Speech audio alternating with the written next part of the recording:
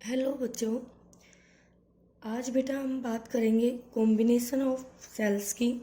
तो पहले हम डिस्कस करेंगे, हमारे पास जो सेल है वो नॉन आइडेंटिकल सेल है, यानी दो सेल लेके चलेंगे। इससे पहले आपने रेजिस्टेंस के कॉम्बिनेशन डिस्कस कर लिए हैं, कैपेसिटर के कर लिए हैं।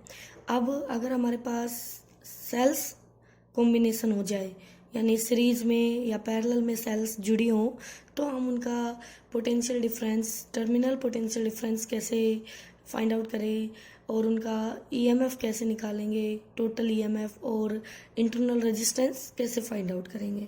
तो देखिए बच्चों, ध्यान से देखना। सबसे पहले हम यहाँ पर दो सेल ले लेंगे आपकी, और ये उसका इंटरनल रेजिस्टेंस हो गया बेटा, और ये हमारी दूसरी सेल हो गई और ये उसका इंटरनल रेजिस्टेंस हो गया। ठीक है, तो कौन सा कॉम्बिनेशन कर रहे हैं बच्चों हम? पहले हम करेंगे सीरीज कॉम्बिनेशन। सीरीज कॉम्बिनेशन कर रहे हैं बेटा जी। तो ध्यान से देखना, सीरीज कॉम्बिनेशन में क्या है। आपने दो सेल ले ली यहाँ पर, तो ये हो गई आपकी फर्स्ट सेल और ये हो गई आपकी सेकंड सेल। ये इन दोनों का सीरीज हो गया बेटा, क्योंकि हमने इनका एक एक हाथ आपस में कनेक्ट कर दिया है, और ये बाहर हम इनको आउटर सर्किट कोई भी लोड रेजिस्टेंस यहाँ ऐसे कनेक्ट करके और सर्किट को कंप्लीट कर देंगे। और एक्सटर्नल लोड, ठीक है। ये नोट्स में बेटा आपको कनेक्ट करके नहीं दिखाया, आप कर लेंगे इसको। दोनों टर्मिनल के बीच में एक एक्सटर्नल लोड कनेक्ट कर लेना, ठीक है। तो यहाँ पर इसका ईएमएफ हो गया E1 और इंटरनल हो गया R1। इसका ईएमएफ हो गया E2 और इंटरनल हो गया R2। ओके, इस पॉइंट को हम A नाम दे देते हैं और इस पॉइंट को हम B नाम दे देते हैं, और ये हमारा C नाम हो गया है बीच में टर्मिनल पर। ठीक है बेटा, तो यहाँ पर दो सेल हो गई हमारी, और हमारी सेल का ये पॉजिटिव टर्मिनल हो गया, ये नेगेटिव, ये पॉजिटिव, ये नेगेटिव। तो जब हमारी सेल इस तरह से होती है, तो यहाँ से इस सेल से ये करंट निकलेगा पॉजिटिव से, तो ये करंट ऐसे जाएगा आई करंट, तो ये करंट आई इसमें होगा पूरी ब्रांच में, और ऐसे घूमता हुआ आई करंट दौड़ेगा। ठीक है, तो बेटा हमें पता है सीरीज में करंट आई सेम होता है, सीरीज में आपका आई सेम होता है, वी डिफरेंट।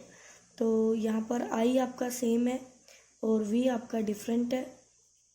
ठीक है, अब थोड़ा सा यही लॉजिक लगा लेंगे हम। तो सबसे पहले काम हम क्या करते हैं, जो हमें नॉलेज मालूम है हम उसी से आगे चलेंगे। तो हमने कहा terminal potential difference of first cell VA minus VC equal to E1 minus IR1 equal to V1। बोलो बेटा, ऐसे लिख दोगे आप? Yes ma'am.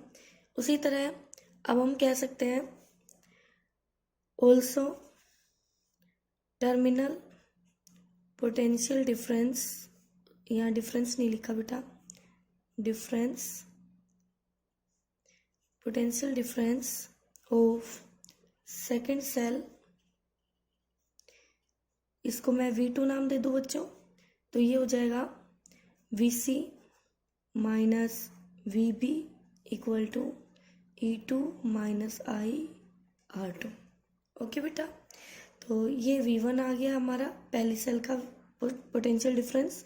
इसके अक्रॉस कितना होगा V1 और इसके अक्रॉस कितना होगा V2, और टोटल पोटेंशियल डिफरेंस क्या होगा? सो टोटल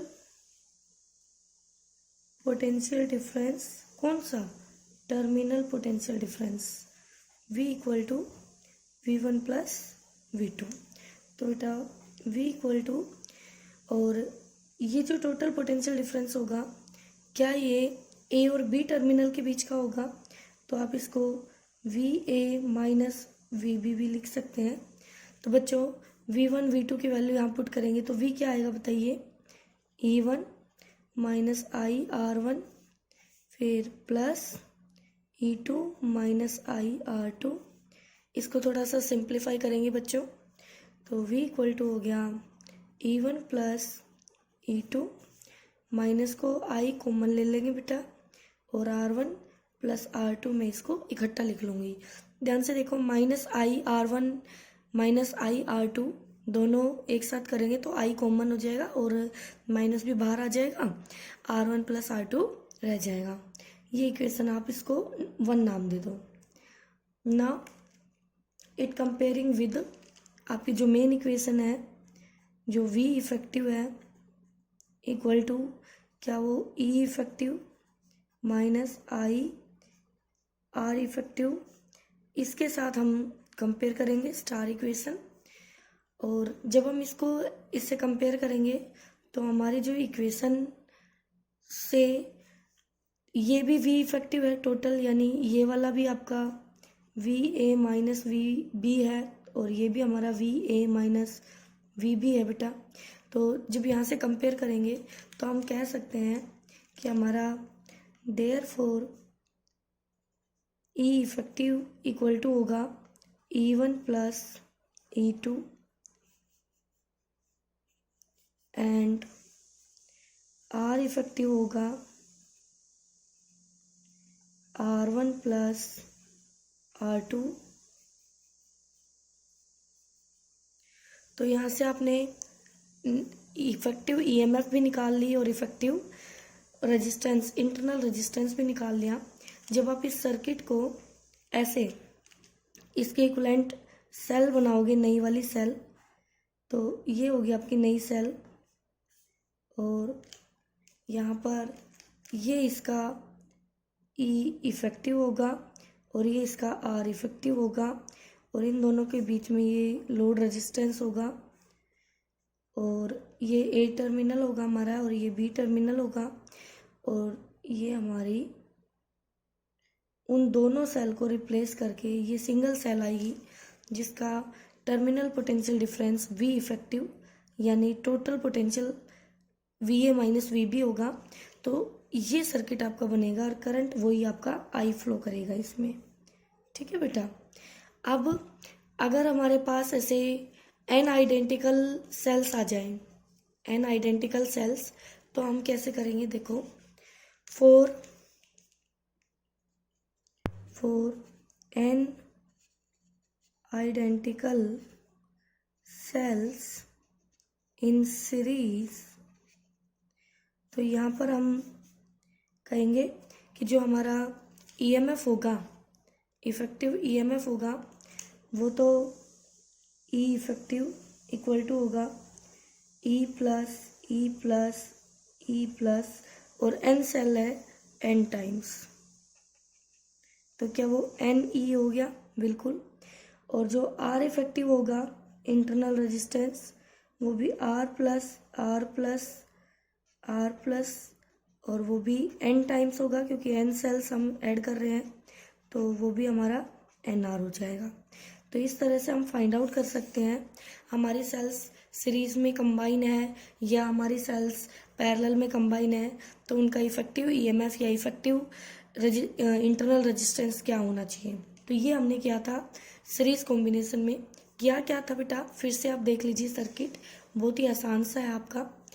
यहाँ पे दो सेल्स ले लिया आपने नॉन आइडेंटिकल, ये हमने किसके लिए किया है बच्चों, नॉन आइडेंटिकल सेल्स के लिए, नॉन आइडेंटिकल सेल्स, और उनका हमने सीरीज कॉम्बिनेशन किया है। ठीक है, तो सीरीज में आपने पहली सेल ली जिसका EMF E1, internal resistance R1, दूसरी E2 R2, दोनों को सीरीज में कनेक्ट किया। दोनों का बारी बारी हमने potential difference, terminal potential difference note किया। उसके बाद दोनों को ऐड करके टोटल पोटेंशियल डिफरेंस लिखा जो नई सेल के अक्रॉस मिलेगा हमें, नई सेल इनको ही रिप्लेस करेगी। फिर हमने यहाँ से EMF को अलग लिखा और करंट को कॉमन करके रेजिस्टेंस को अलग लिखा बेटा, और हमने फिर इसको मेन इक्वेशन से कंपेयर किया जो इक्वेशन इस सर्किट को रिप्रेजेंट करेगी। तो यहाँ से हमने क्या पाया कि इफ इफेक्टिव जो होगा वो इंडिविजुअल सेल्स की ईएमएफ का सम होगा और जो इंटरनल रेजिस्टेंस है वो भी इंडिविजुअल सेल्स की रेजिस्टेंस का सम होगा। तो इस तरह से हम इनको फाइंड आउट कर सकते हैं इंडिविजुअल सेल से उनके सीरीज कॉम्बिनेशन का E effective and R effective.